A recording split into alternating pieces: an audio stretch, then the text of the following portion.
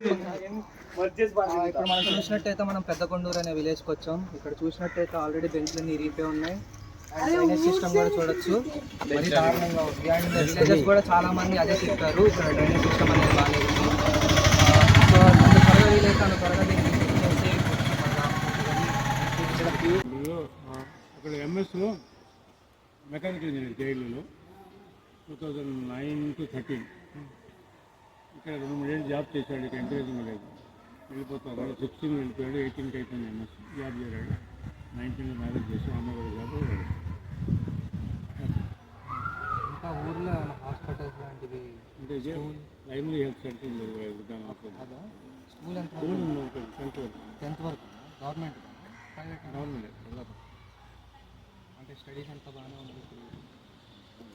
ఇంకేమన్నా ఈ రోడ్లు మెయిన్గా రోడ్లు, డ్రైనేజ్, సాలిడ్ వేస్ట్ ముందు బాగా ఇంప్రూవ్ అవుతుంది. కరెంటు వల్ల కరెంట్ని ఇంకా ఇంప్రూవ్ చేయొచ్చు. అంటే సింగిల్ పేజ్ ఎక్కువ 3 పేజ్ చేస్తే బాగుంటుంది. పబ్లిక్లో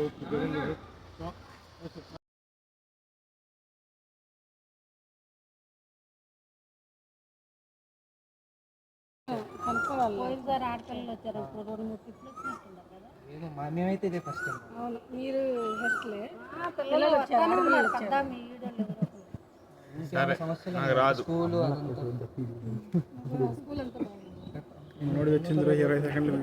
10th వరకు అంటే గవర్నమెంట్ కదా, ప్రైవేట్? మొత్తం సీరియస్. ఇంకేమన్నా ఉన్నాయా సమస్యలు? అసలు మా కొందరు కొంచెం రోడ్లు డ్రైనేజీ, కరెంట్ అంతా బాగానే వస్తుంది. రాండి మీడియా వాళ్ళు వచ్చారు. కాలేజీ ఫ్రీ అంటే బాగానే వస్తుంది. కరెంట్ కట్లు అవుతున్నాయి. ఇప్పుడు అంటే అగ్గులు బాగా అవుతాయి కదా, ఏసీలు ఓవర్ అయిపోతాయి. సరే.